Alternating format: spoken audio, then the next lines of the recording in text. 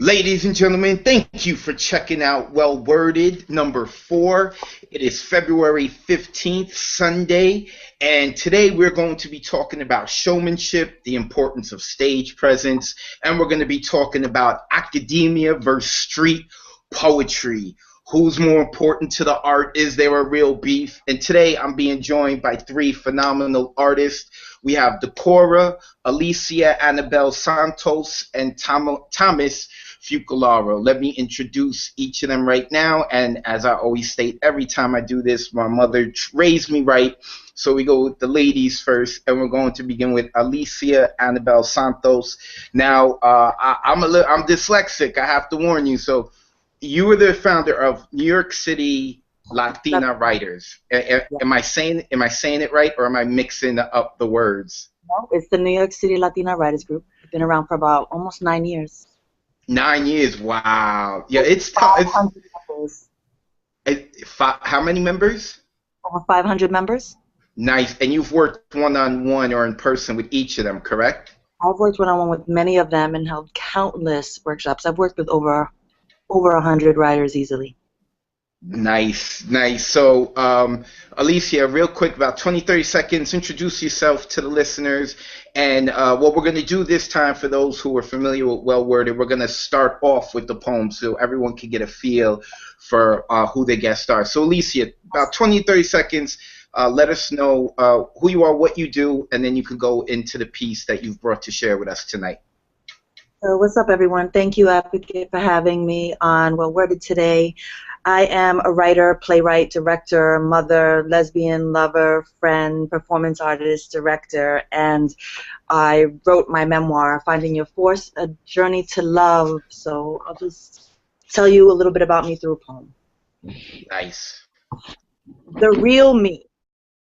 I don't always have the answers. I don't always know what to do. Sometimes I need help. I'm feeling a little lost, trying to find my way, trying to find a way out, trying to find that place inside me that knows, that really knows how to pull me out of this, searching for that place that strengthens me, that place that guides me. Creator, help me. I'm so sad, strengthen me. I want all you have for me. Clean my wounds, remove all the toxins from my body, remove all the poison that does not serve me. Walk with me, fill me, strengthen me. Please work through my words, guide me. Push myself harder than I've ever worked. I need to work non-stop. I need to get it done. Help me be authentic. I need help. Authenticity is based on truth. The truth is I'm weak. The truth is I'm getting stronger. The truth is I'm learning all that I need. The truth is I'm getting ready. The truth is I'm always growing. The truth is I wasn't always this way. The truth is I was completely torn down. The truth is I'm rebuilding from scraps, but I am rebuilding. I'm strong with every passing day. The truth is I'm getting rid of the debris that was left in me. The truth is I'm working with the parts that remain. I'm starting over. The truth is I don't pretend to be perfect or act like I have it together. The truth is she told me she felt deceived. I say she saw the truth and didn't like it. The truth is, she met my authentic self. Thank you. Nice. And what inspired that piece? That was like work, self-work that I'd done many years ago. My memoir is written in the form of a love letter to my daughter, so it's filled with lyrics and prose and poetry, and it's really a love letter, like written to her from me about 20 years of my journey, like the years of her life. And so it's just really, it was really like where I was many years ago, but I love sharing it because a lot of people need some hope and inspiration. And she's 20 years old? He's 23 this year. She's 23, so the pieces that are in it, it's over, we're getting 23 years of different pieces of work. Is that what it is? Yeah. For sure. Nice, nice. That's awesome. My son's going to be 5 in April, so I may steal your idea now and start writing poems to him. And in a couple of decades, I will put out a book. I love it. Awesome. Yes. Awesome. All right, we're going to get back to Alicia next. We're going to call up Decora, who's from upstate New York. It's Newburgh, New York. Yeah, I reside upstate New York. I've moved a lot of places. This is actually my 24th stop on this journey called life. My name is Decora, D-E-C-O-R-A, from the heart in Spanish, performance art and currently working on a solo project that's going to come out in about 6 weeks. So I'm excited about that. Nice. And you're a well-traveled man, correct? Yeah, I've been a lot of places. There's a lot more to go to. Yeah, but yeah, I've traveled a little something. Yeah. That's what's up. That's what's up. All right, so go ahead, share your piece with everyone. I'm gonna share the first verse of "Flowers," which is a song that was released. It's the first single off the album, and it's a tribute to Pete Seeger, a folk singer who passed last year.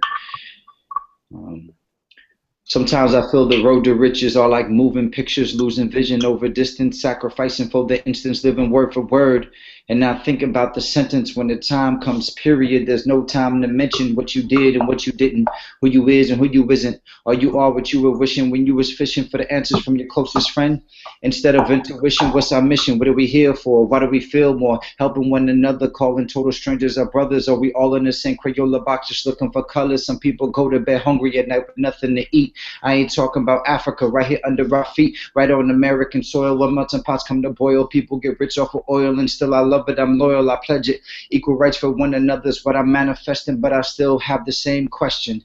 I'm just philosophizing, but my thoughts on advertising can't be that surprising. Can't be the only one wondering what happened to the flowers. I see so many hours when I look at hours, counting less and less flowers. These bees don't usually cower. Homogenized pasteurized milk is starting to sour. So much for having our cake, you know, when eating it too. I mean, let's stop and think about it. Are we thinking it through? I dream about it, so I sing about it best I could do. But sometimes in the rhyme, when you're speaking the truth, people start to leave unless they really feeling the root. Fortunately, I'm speaking garlic and you seeing the shoot. I'm in the club spitting spades and you seeing a suit. No diamonds de corazon, just speaking to you. I put my cards up on the table and I'm building a house. It's a rocky foundation, but I'm working it out somewhere between mountaintop removal and PCBs at the mouth of a river with the people trying to clean it all out. Meanwhile, in the hood, we really feeling the drought. From the food desert we live in, get your camel packs out. I say no fracking way, hydrofracking is out. I'm not political, just spiritual from political routes. On the bus of Rosa Parks coming up from the south. And when I stopped to smell the flowers, noticed something was wrong. I looked down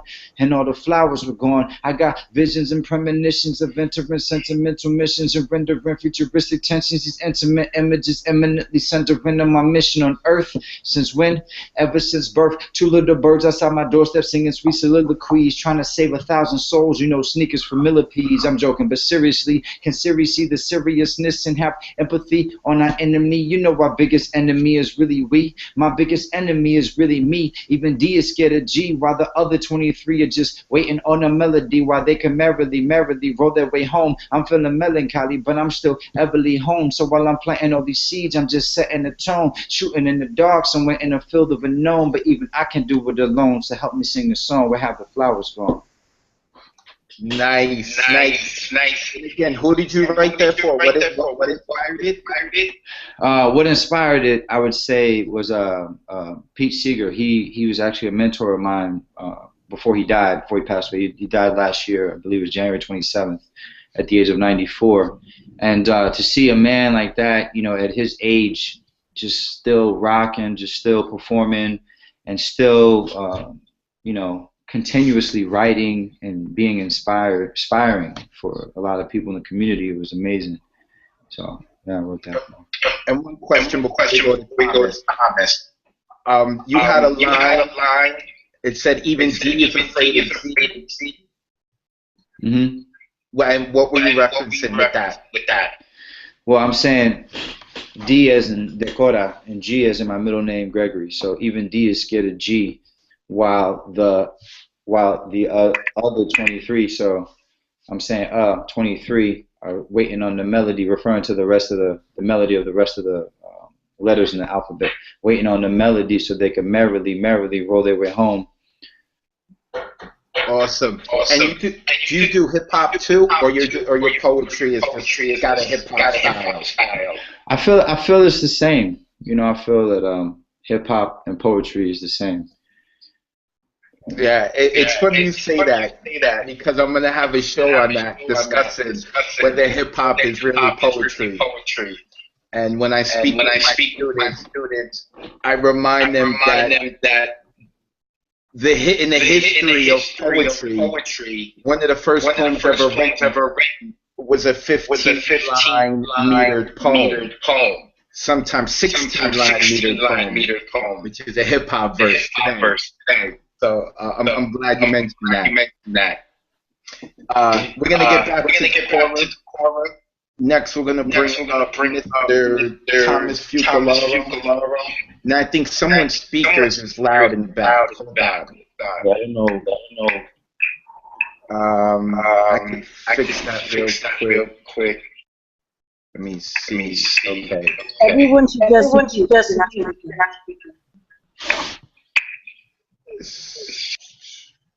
Elise. Oh, okay. All right, it's cool. Okay. Right now, Laura and Alicia are muted, but I'll make sure I unmute you guys back. And shout out to Mr. Eric Alter, who is in the chat, and he's complaining about the feedback. We got it, Eric. We took care of it. Mm-hmm. So, Mr. Thomas Fucalaro is a phenomenal poet. Also, he was part of the director of Wordz series that I do. He was the second installment. I've done 2 videos with him. He's phenomenal. And on February 22nd, which is a week from today, he's going to be performing with me at the Canvas of Wordz tour. It's about love at the Bowery Poetry Club. Mr. Thomas Fucalaro, please introduce yourself. Let the people know a little bit about yourself, and then you could get into the piece you're going to share with us tonight. Sure. My name is Thomas Fucalaro. I'm a poet. I am an editor for 2 presses, Great Weather for Media and Nyside, which we're accepting poetry submissions. And that's pretty much it. I'll just go into my poem.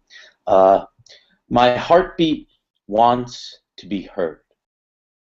I used to only care about dead poets, the ones who have burst forth from the fire, only to become the fire, only to burst forth through me, for everything dead shall rise within me. I used to only care about dead poets, because we are all buried inside ourselves, and when your body is a cemetery, you are never alone, because a cemetery is a cemetery because of the lives left in it. There is a storyline here. It starts with depression, and it ends in anger, and I can feel the tipping point. The beast, the bristle of flame, igniting suicidal emotions, only to realize this suicidal fire is burned for far too long. Too open, too cruel, too broken, too lonely. I used to only care about the deadened things, and then came the lithium, and then I used to only stare at the deadened things, and then came the coke.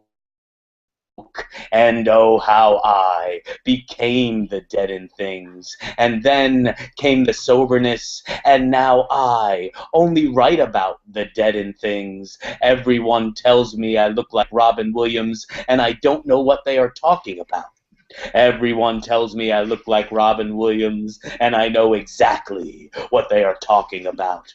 Poets like sad, damaged, and broken down things. I used to only care about dead poets because they are easy to talk to. Poets like broken, damaged, and sad puppies. But then I look around this earth, this life, these glorious eyes are stars amongst the unraveled tapestry of the universe.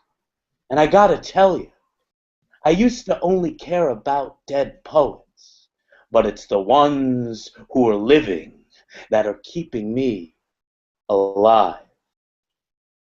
Nice, nice. So really quick, what inspired that piece?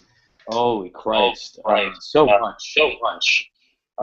Therapy for one. A lot of things. I think. I just think. I don't know. Just so many things about, I guess, my own mental issues with. I don't know, or everyone's mental issues with depression. I guess that's what really sparked it.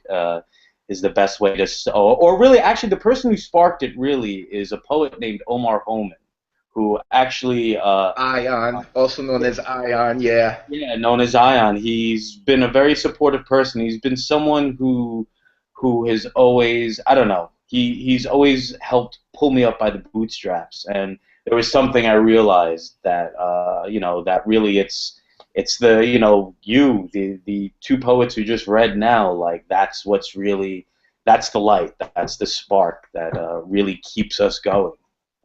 Sorry, I sound so, yeah. All right. No, I want you to be honest. I want you to be truthful. I want you to be truthful. Awesome, awesome. Okay, so we're gonna get into now the discussion of showmanship. And real quick for our listeners, what the way I see showmanship is, I think about something that Michael Jackson stole from James Brown. And what Michael Jackson would do is about like 4/5 through his concert, and James Brown used to do the same thing, he would start to act like he was getting tired and he couldn't go on. And then he would even fall to one knee. And then the producers from the back would run out and they'd try to carry him off.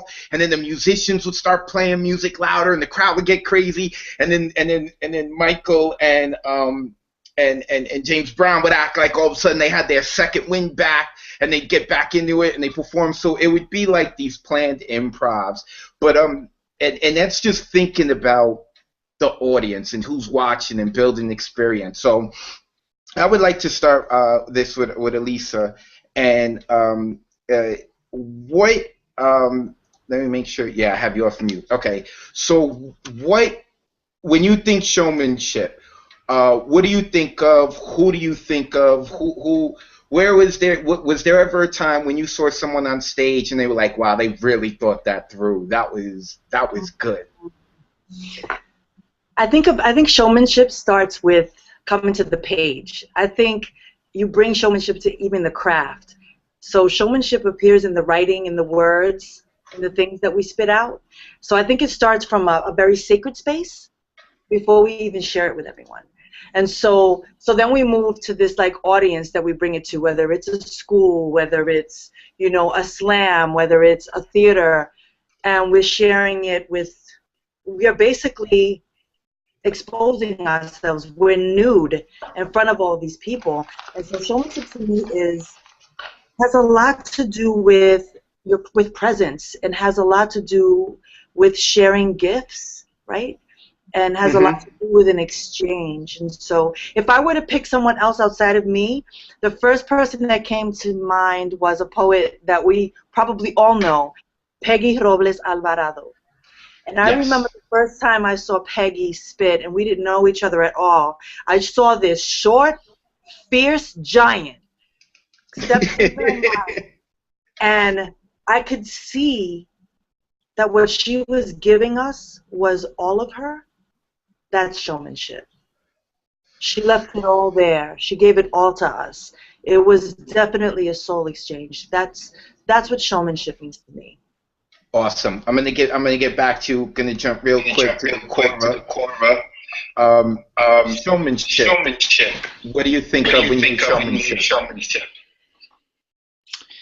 I think when I think of showmanship, I think of a performer that's able to engage a crowd, no matter how big the crowd, one person or 5,000. And in some cases, it's harder to engage a crowd of 10 than it is a crowd of 5,000.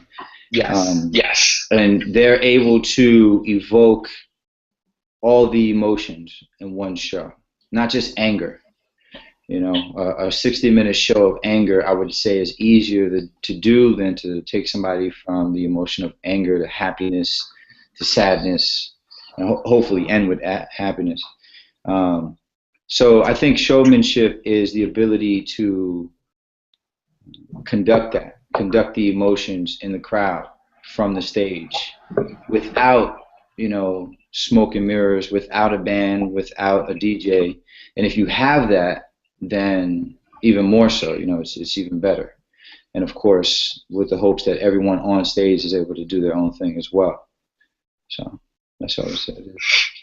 Awesome. We're going to get back to you, Mr. Fucalaro. Hold on, let me. There we go. Okay. So showmanship. When you think of showmanship, what do you think of? What comes to mind? Well, I think something along the lines of what Alicia was saying, and you notice in Peggy, Peggy is Peggy on stage. You know, you mentioned James Brown, you mentioned Michael Jackson. You can feel their personalities come out. You know, there's no lie in their fire, and I think that's a huge part of it. Um, I think a good showmanship can control a crowd of 10 and a crowd of 5,000. Um, um, and I think it's just very important about, talking about connection, how you present yourself and presenting the truest of yourself. You know, I'm thinking just along the lines of poetry now. You were talking about James Brown and about how he started getting exhausted or tired during the performance, and then it would build up, it would build up. You know, that's like a poem. It starts off, in this slow roll, and then it becomes like this tornado. Decora, like his poem, was like this tornado that was going, and that was the showmanship to me. In that was the personality that was going. I don't think you need a stage for that either. I think that's something that comes out. So yeah, that's showmanship to me. I like that you said there's no lie in their fire. So and it's a great way to put it, because even if they're, like I talked about with James Brown and Michael Jackson did. I think that's a Bukowski quote, though, so don't quote me on it. I think I might have stole that from Bukowski, so I want to say that. Okay, well, just that line, whoever the author, whether it's you or Charlie, I like that, because it's like, Michael Jackson and James Brown, they may have lied about getting tired, but there was no lie in their fire and in their presence. So I really like that you said that. So now I want to ask each of you about a moment where you, for the first time in your life, you felt like you had some showmanship skills, and you feel like, Decora, I have to mute now for the background. Hold on. All right, there we go. But I'll unmute you when I get to you, Decora, I promise. So I want you guys to talk about when you felt you developed a skill of showmanship, and if you can recall that moment where you were like, whoa, I was able to control a crowd here. This is the first time in my life I did that. Well, this is a powerful feeling. So, Alicia, you first. Can you recall a moment where you were like, oh, wow, that's good. I got to remember to do that. So I have had the honor and privilege of speaking at over 30 universities in the U.S. and traveling throughout Latin America, and I have given myself, I would say, I've had solo exchanges in many places, and I usually come from a very authentic place. But last year, something happened to me that has never happened to me. I was delivering a keynote. It was during Hispanic Heritage Month at, what's the college in Long Island that I was invited to? Give me a college in Long Island, New York. Hofstra. LIU. Yes, Hofstra. Oh, awesome. So, thank you. So I'm at Hofstra, and I'm in front of all of these like faculty members and students, Latino, Black, white, and I was sharing in this. The speech was about dreaming, right? So I was sharing excerpts of my novel and some poetry, but what I was sharing was like a part of me which is very personal, my daughter, and really it was about failures, right? And so for me to be able to stand at this podium and really come to them with I've never felt, I'm very honest, but what I felt in that moment was the epitome of what one wants to feel as an artist. I felt every single word that I said, not just certain things that are the hook, that line, that word that that shit was tight. Yeah. No, every single thing I wrote was truth. That was a moment that I just go back to, because it felt like I had come into myself as an artist and as a creator. And I don't think that I had that 15 years ago when I started writing, And so the growth, though, is incredible. It's beautiful. I like what you said, that soul connection, because there seems to be that connection when you're hitting it and you're on your mark. There seems to be that connection Yeah. between you and the audience that's beyond something that could be understood audibly, or could be beyond being understood visually. So I like that. Now, real quick before I go to Decor, I have a follow-up question to what you said. Um, what do you feel made you find that mark? Like, can you repeat that, or was that just like happenstance? You know what? I think that that moment was that moment, that day. I will never be able to recreate that moment. I can have other moments. I could have heightened moments, better moments, incredible revelations and all of that, and transformations. But that moment, that was for that, and that was for them, and I'm glad it wasn't filmed, because what I felt when I like walked away and I sat down, and then what I heard from people about, we were talking, it was just such an honest conversation about life and grit and disappointments and failure and still dreaming despite all the adversity and all the bullshit that we had come up against, because a lot of our writing is a response to either things that are happening politically, socially, culturally, you know, in our family. And so that moment was for them, and I will always cherish it, and I just hope to always come from what that gave me was something to hit, a mark to hit each time. Go Awesome. there. Yes, yeah. My favorite directors and teachers in terms of acting have always stressed about living in the moment. And I think you touch on that, but what you also brought up that I didn't really think much about, but I really agree with, is that the showmanship kind of begins before even going to the show. It begins in the creation and that honesty, and that's the beginning of the connection that you're going to build with the audience. So I like that. So the Cora, what about you? What about you? You found, or you felt like, all right, I get it. I hit that level. Showmanship. The moment that comes to mind is when I got booed off stage at the Apollo. And I felt like that was true showmanship, in that there's a certain amount as a human being I feel that you can control, and there's a larger amount as an artist that the universe gives you. And the more that you can prepare yourself to be in the moment, the more you can allow that channel to be open to receive that.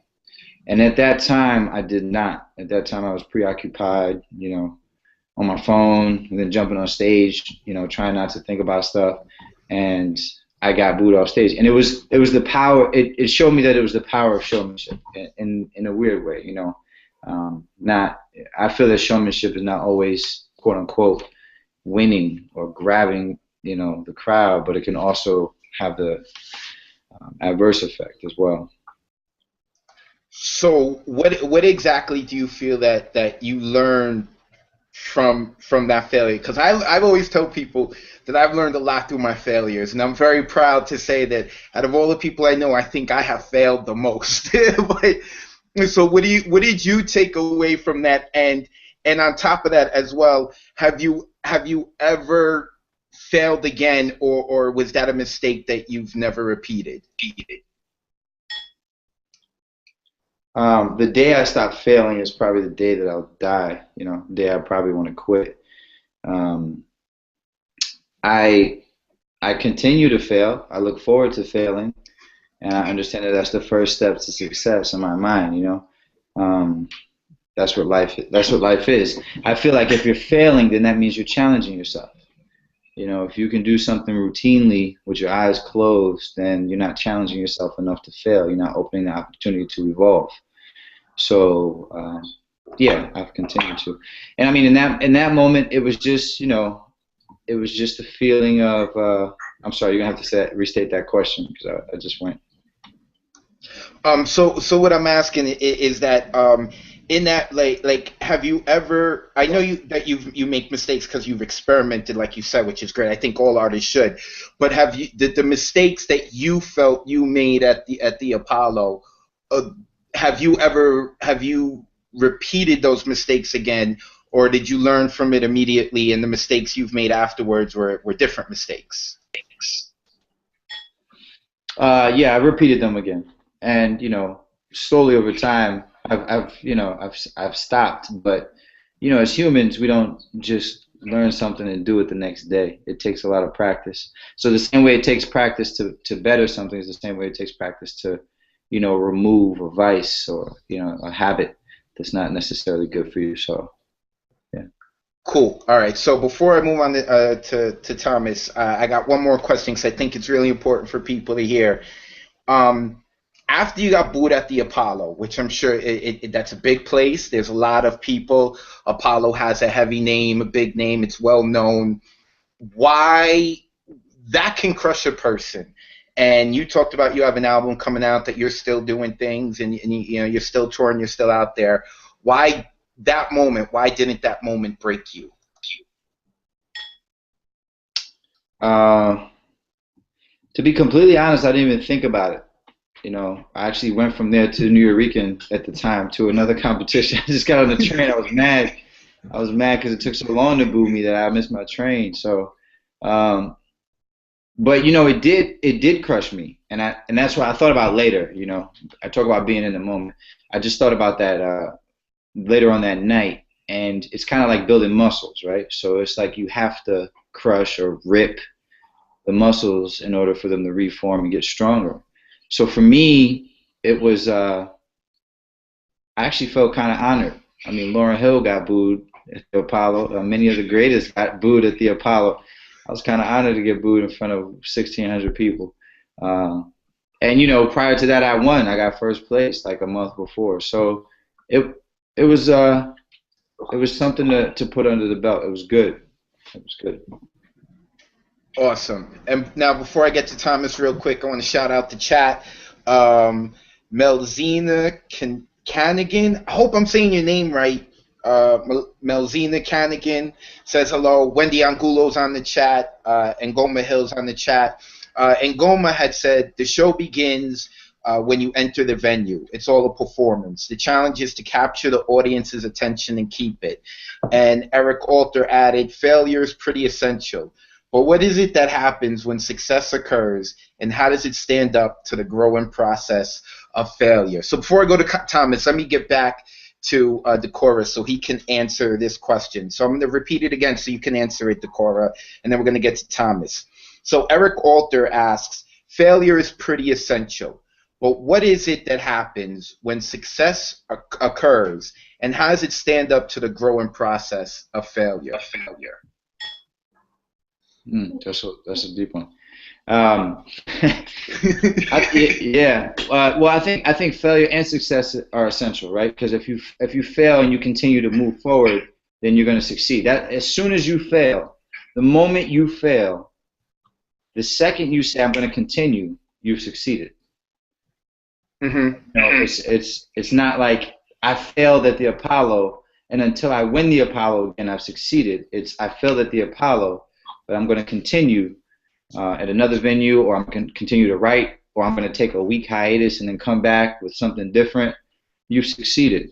And then when success comes, it's just it's a wave. Everything's a wave.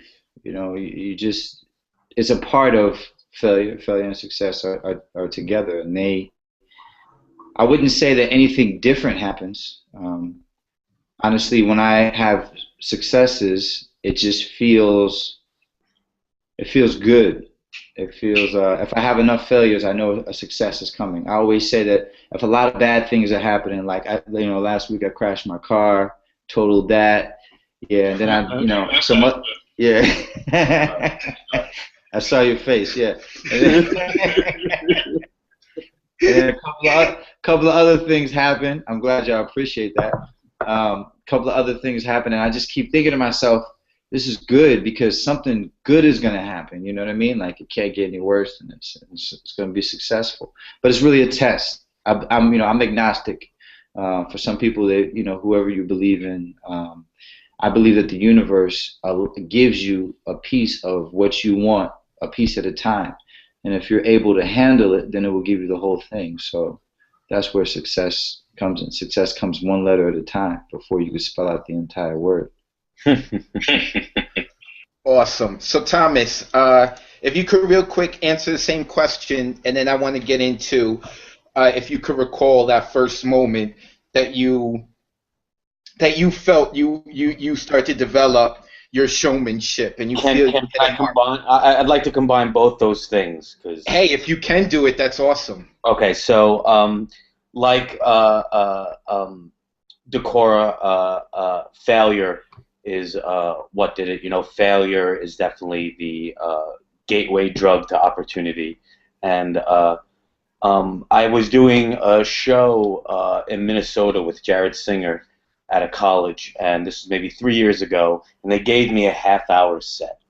This is the first time these people are hearing me. Jared is the main attraction.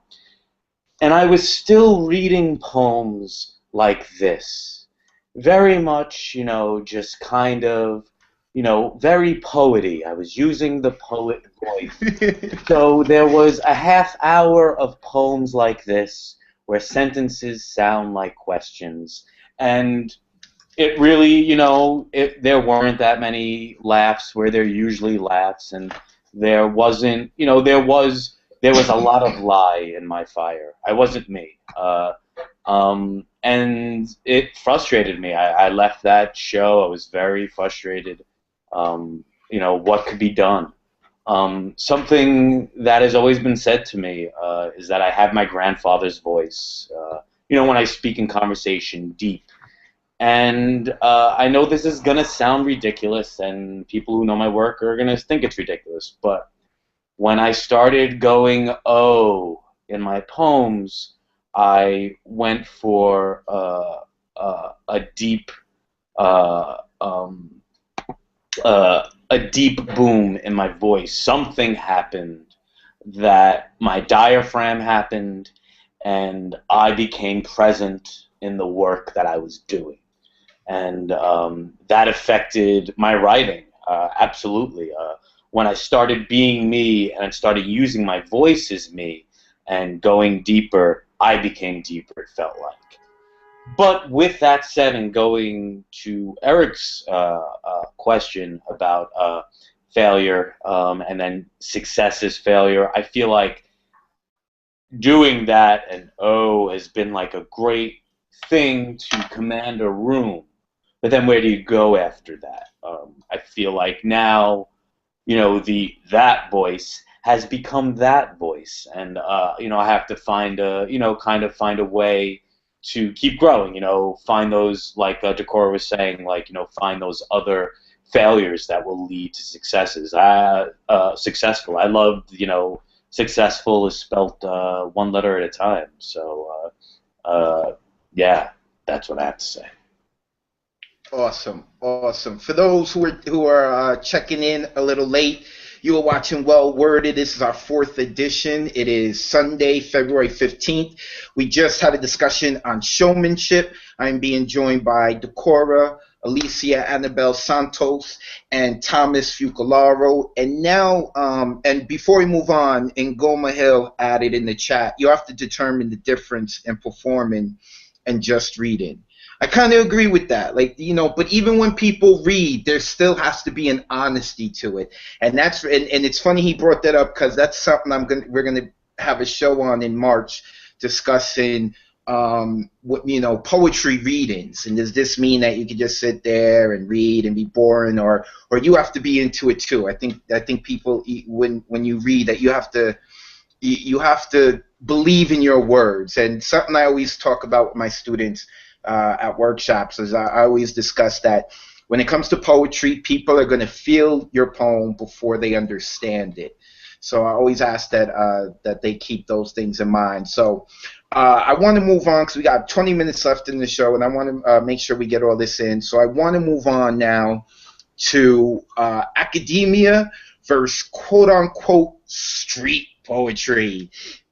And now there seems to be, and I'm going to have our guests get into it a little, there seems to be a tension between the two. It seems that those in academia feel like that. I don't want to say all. I'm generalizing here, which could be dangerous. But it seems as if with academia, if you're not going the academic route, then you're not a real artist. But then you have the quote unquote street poets, and again, not all of them, generalizing here, who think that academia may be too stuffy and is too into what the rules of poetry are as opposed to feeling it out. So I want to start with Alicia here. And so the question I'm going to ask you is, one, do you feel there is a tension between the two? And what role do you feel each play within the craft? Damn.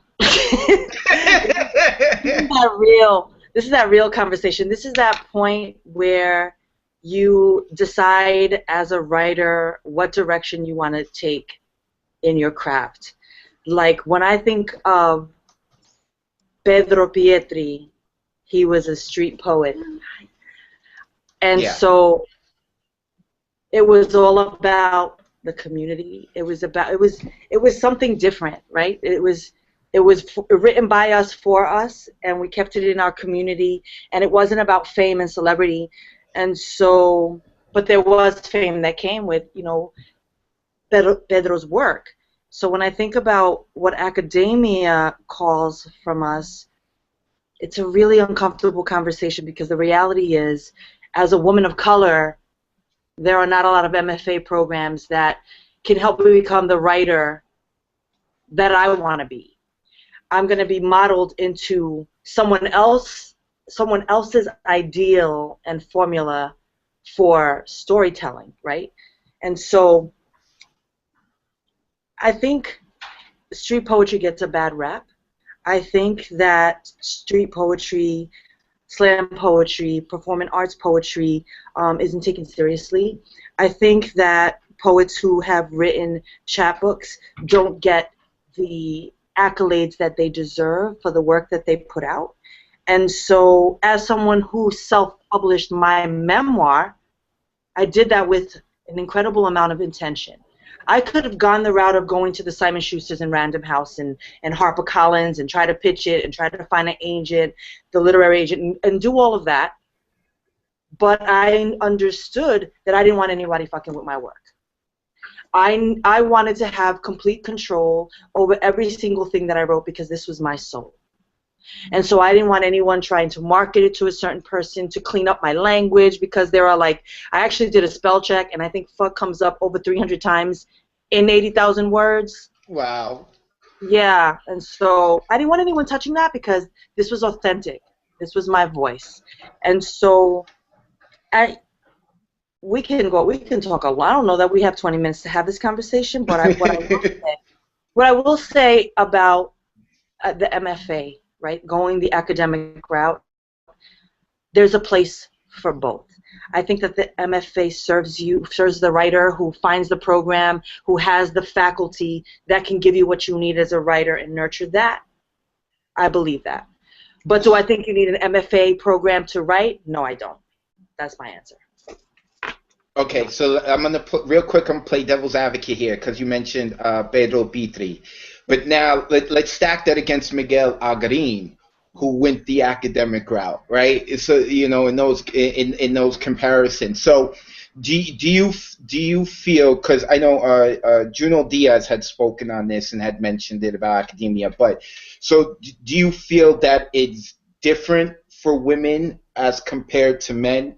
Because I know that's something that Miguel Algarin, that some of his buddies would kind of joke with him about, or kind of tease him about. Rich Villar had put me onto that, about, they call him the El Professor, and it would kind of upset him. But can you be both? Do you believe? Can it be both, or do you believe that it is that much different for going on your comment? Do you think it's that much different from a woman and a man? Absolutely. I think that um, for women and then women of color, it's absolutely hard to. It's an all boys club. You know, I love Juno Diaz, and I'm thrilled that he, won the Pulitzer for Oscar Wilde. But then I'm thinking about Julia Alvarez, and I'm thinking about Edwidge Danticat, who are also tremendous writers who haven't won a Pulitzer. And so, it's an all boys club. As a writer, as a playwright, I know that not only am I competing with other women of color, but I am competing with men. If we think about Broadway, Broadway is very much very white. I'm never going to write Emily Dickinson style. That's not even my experience. That's not even my sensibility. And so it will be interesting to see how we pave this road.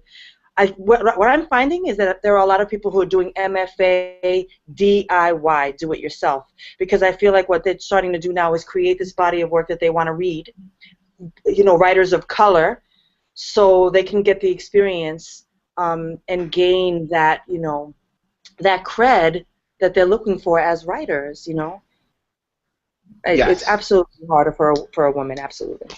Awesome. And I think, and I totally agree with you talking about that this topic deserves a lot more time. And even before the show, I thought about I'm gonna have to have this topic again, and because I think there's a lot to it. I think there's a lot of pros with the street work, and then there's a lot of cons, and then same thing with the academia. There's a lot of pros and there's a lot of cons. So I want to move on to Decorah right now. The academia versus the street art. Do you feel that there's a tension between the two, and what do you see the role of each in concerns to the craft? I don't know. I don't necessarily say that there's a tension. I think it's more of the fact that academia hasn't caught up to the street poetry, and that's the reality of it. I mean, you go back to any type of music from bachata, merengue, even salsa. It started in low-income communities. It was blasted on radios, and in some cases in Dominican Republic, outside. And merengue was like the street art. Nobody listens to that. Nobody, listens to that music. That's for the street. And then eventually it catches up. I mean, eventually academia catches up, and subsequently a lot of times it has to do with, issue of race, right? Because then you have people like Juan Luis Guerra, 440, and then it starts to catch on for certain demographics. And it's the same thing when you do quote-unquote street poetry, because it's funny, right? When you say the word street poetry, I mean, technically, how many spoken word poets perform in the street? I mean, they perform in venues, right? So why is it called street poetry? It's just, it's almost like a degrading word. The street is for cars to run on and for people to step on where there's gum and dog shit. So, again, I think the issue, quote unquote, is really just that academia hasn't caught up to what is really going on in street poetry, and that's probably where the tension might lie. Okay, so again, I'm gonna play devil's advocate with you here as well, because something academia does is they'll break down the craft and they'll take the time. From my perspective, let me say it that way. They'll take the time to break down the lines and things of that sort. And again, when I say street poetry, I always go like this, just because of what you say. It's almost a demeaning type of term, but I've heard that term, and when I say it, people understand what I'm talking about. So, where do you feel, if there is, don't you believe that it's important to have people to not just feel the craft, but study the craft? Do you feel that these quote unquote street poets, do you believe that there is something they can learn from academia and how academia may approach writing? Yes, I do.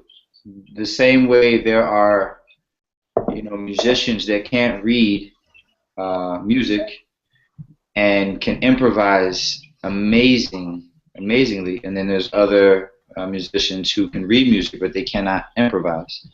I feel that there's a lot that can be learned. But for a lot of the quote-unquote street poets, how do I say this? I feel that a lot of quote-unquote street poets, street artists, period, are just feeling it. They're just going with a feeling. In my thoughts, it's the direct connection with the universe or God, and they are just vessels. I feel that we are all vessels, and we're just releasing the stresses of the world in a pen or through an instrument or through dance. And a lot of times in academia, it's more about categorizing a way a poet speaks, a way a meter is, or a leg, or what type of poem this is, or intonations. And by categorizing it, it's teaching someone how to be that. So now it's a learned performance versus a performance that you feel, that you need to do passionately. Yeah, Substantial, who's a hip hop artist from Baltimore, he had talked about how academia breaks down the science of it, and before it was just kind of came from the heart. So I think what you said is in line with what he was saying. So gonna move on to Thomas real quick. Mr. Fucolaro, academia versus quote-unquote street art. Is there a tension? Do you believe there is a tension between the two? And what do you see the role that each plays within the craft? I definitely see the tension, but really quick, you mentioned something about hip-hop before. A show you're going to do later on about hip-hop and poetry, and about it has 16 lines. What you said? What I'm saying is that there are some historians who say that the oldest poem that we still have on record was a 15-metered line poem and 16-metered line poems, which is the equivalent today of a hip-hop verse. And to me, hip-hop is a form of street poetry. I feel like there's tons of street poetry out there, from beat poetry to lyrical poetry to slam poetry to what we do.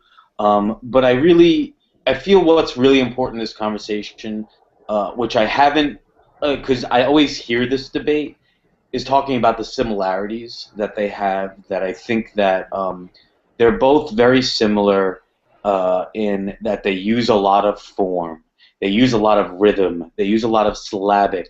Decora mentioned a lot of meter. I think really, and coming from someone who's come from an MFA program, that an MFA program kind of, to me, gives you the formula. The idea is how can that formula fit into my formula? And I feel the same way with street poetry. There is a formula there, and how can that formula fit into my formula? And there is a tension, and I feel it every day. And there is a difference, because with a lot of academic poetry, the idea is to make it sing on the page. We were talking about reading versus performing. You go to a lot of academic shows. I think if the four of us read at those academic shows, they would be giving the golf clap, oh, that was really great. But they prefer the readers. They prefer the page in front of the face, or, I like the people. That's what they, and that's great. They want to do more with the page, and street poetry wants to do more, with the voice. But I feel like they're so connected with what you do on the page and what you do with the voice that, like, it's so hard to talk about. I hope you don't take this offensively. I don't even want to talk about the differences anymore, because I feel like because even in the MFA program, they're snobs, and they're totally snobs. And, but that's good. That adds to the work that you're doing. You see what the snobs are doing. You know not what to do. That's such an important part of it to me. So yeah, that's it. That's my rant. All right, cool. Real quick, let me jump back to the chat, because Ngoma Hill's going off. He said the question would be who you're writing for, and are you writing for the people or are you writing for a grade? In other words, who's your intended audience? There's an absolute tension. Performance poets are heard by more people in a shorter period than academics. They can learn from each other. And he mentions B.B. King can't read a note, but many musicians that read classical music can't improvise. And Eric Alter, he asks a good question. And in the final minutes, I think we should answer. I'm going to give each of you an opportunity to answer this question because I think it's really good. He said, what keeps the two worlds so separated? I think that is a great question. So I want to start with Alicia. What do you believe keeps the two worlds so separated? Privilege. Privilege. That's my answer. Privilege. So now what keeps? So you believe a privilege also keeps academia away or separated from the street? Let's think about who gets to go to a $50,000 a year MFA program. Who has the means to do that? It's privilege. You know, what comes with that is, you know, it's privilege and entitlement. And so most of us who are street poets or performance artists will not get into an MFA program. Will not. Mm-hmm. And there's a lot of competitiveness in that world for those spaces. And so for me, like, privilege is the definition for why the worlds are separated. You know, when I think of the work that I've done over the past 15 years as a writer, my audience was my daughter and girls like her.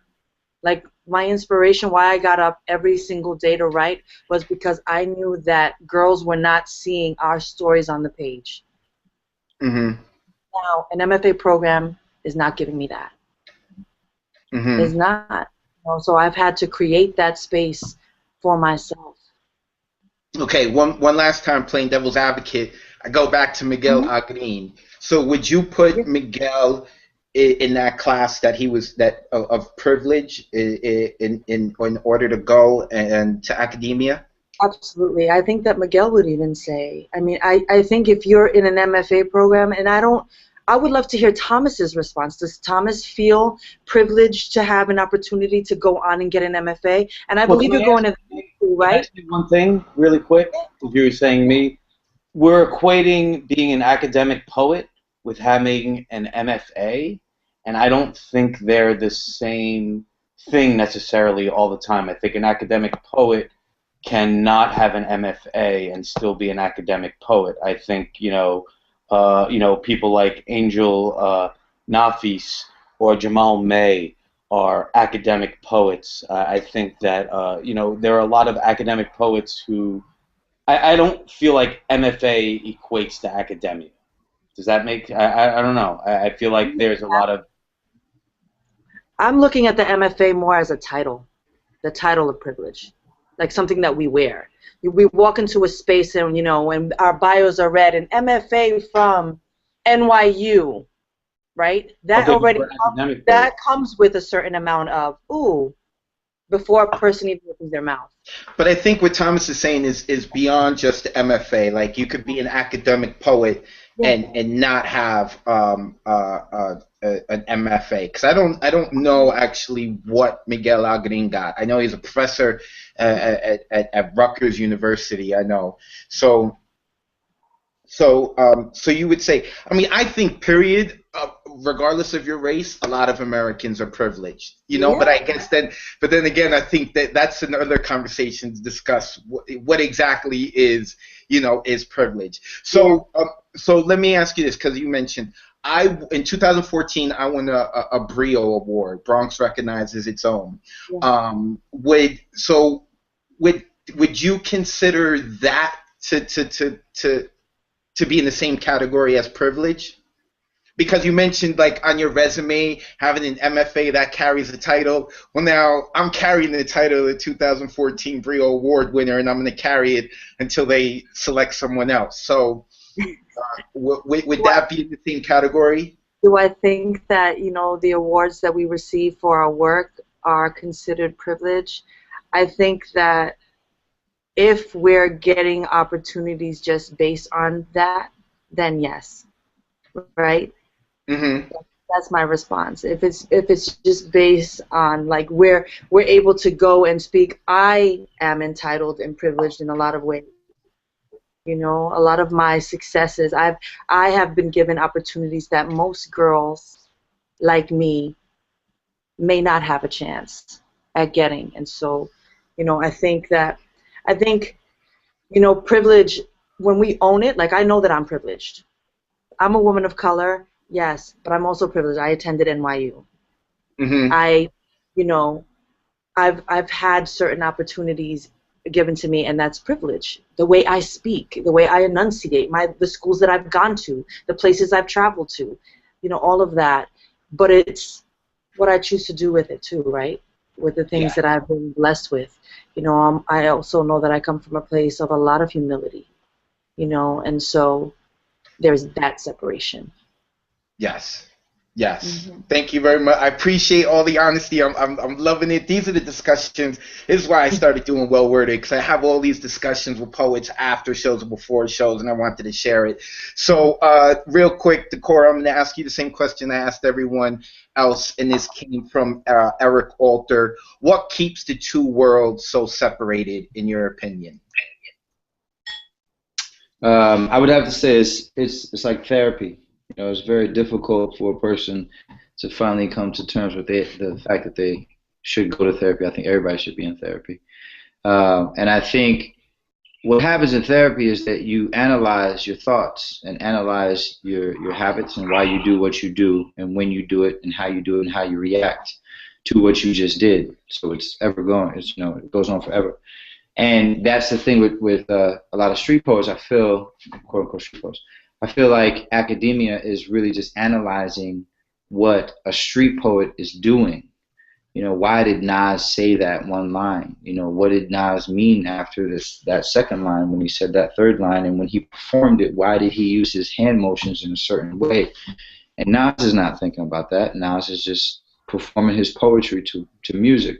So I think for a lot of folks, quote unquote street poets, it might become difficult, at least the ones that I know.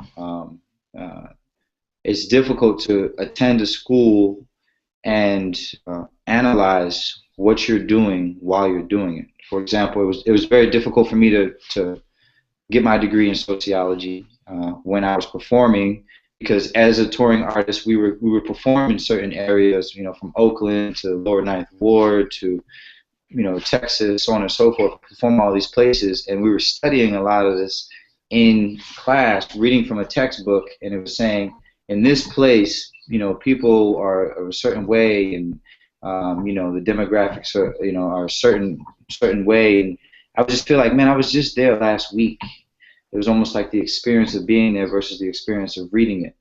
And again, for a lot of artists, I feel like we need to, as artists, experience that in real, tangible life and write about it.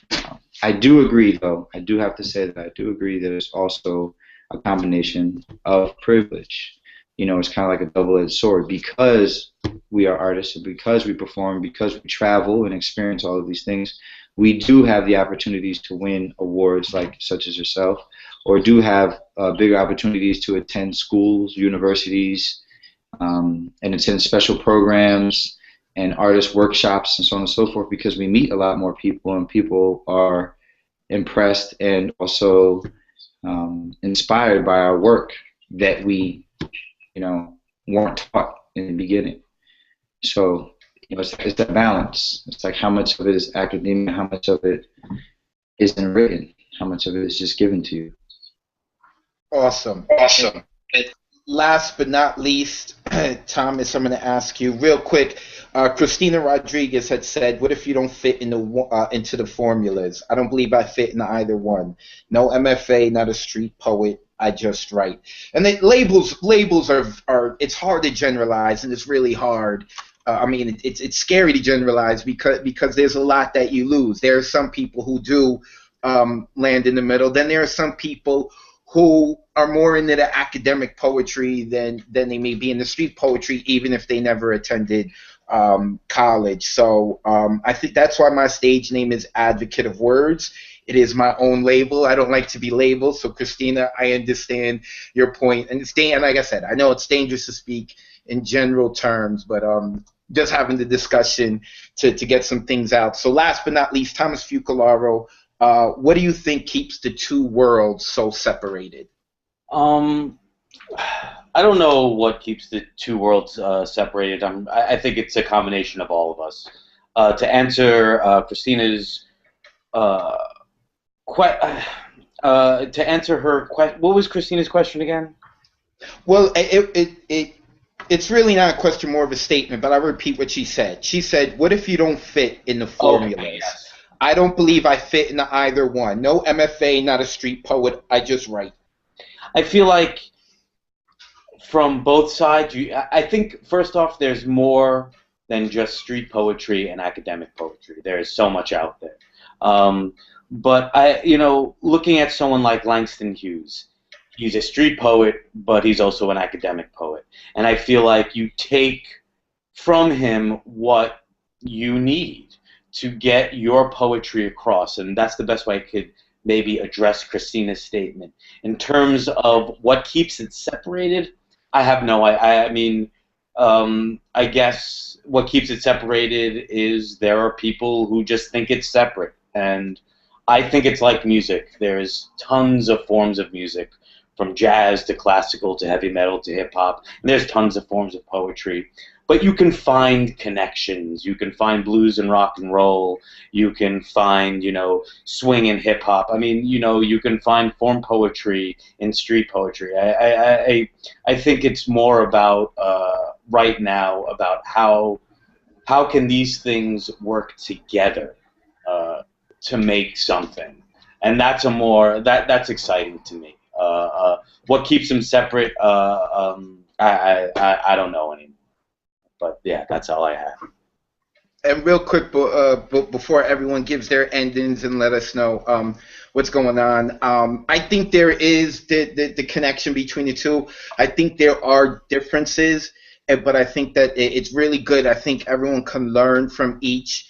I would like to see the quote-unquote street poet pay more attention to what academia is doing, and I would hope that academia pays more attention to what the street poets do, because in a sense they're all looking to get to the same destination. They may be doing it in different ways, but they can so learn from each other.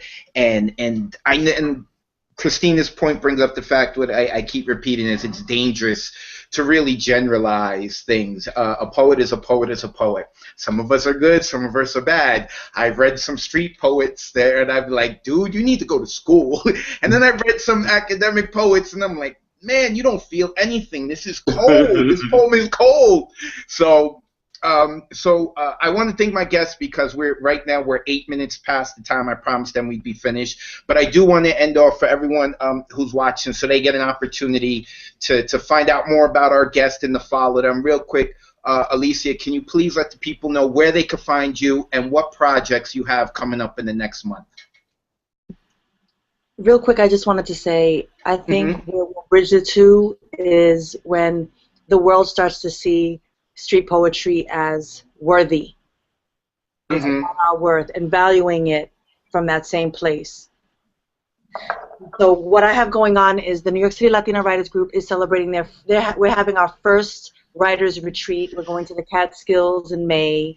Nice. And the details of that, it's on my website, aliciaannabelsantos.wordpress.com, and so that's happening the 22nd through 25th. And so, yeah, other than that, I'm teaching in the Bronx, love it, and all day. all day.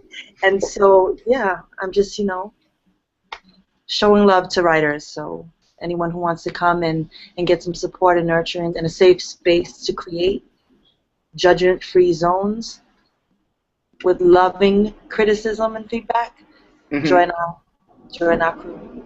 And can you mention your website one more time? It's aliciaannabelsantos.wordpress.com. Okay, I'm going to make sure I put that in the description and we have of the video. And we have a Facebook page, the New York City Latina Writers Group on Facebook. Okay, awesome. So people could put that in, the New York City Latina Writers Group. Check it out. So you guys could go see what Alicia is up to and her 500 members. Real quick, Decora, once again, let the people know where they can find you and what projects you have coming up in the next month.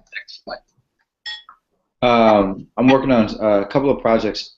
Actually, there's going to be a festival up in Newburgh where I'm at on June 20th, part of a festival called Newburgh Illuminated. We're going to be looking for some performers, so if you're interested, just hit me up on Facebook or send me an email through my website, which is iamdecora.com.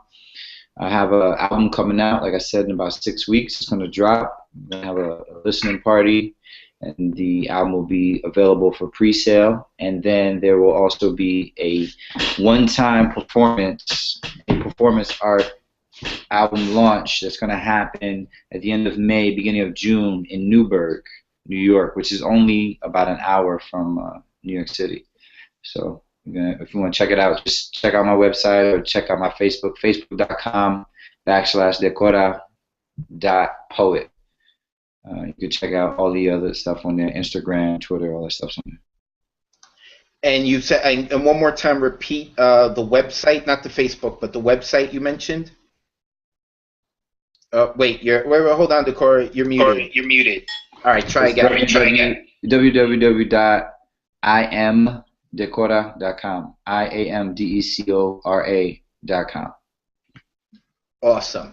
And Mr. Thomas Fucalaro, real quick, let the people know where they can find you and what projects you have coming up. Sure. Really quick, as Advocate mentioned, February 22nd, Canvas of Wordz, Bowery Poetry Club at 1 p.m. The theme is love.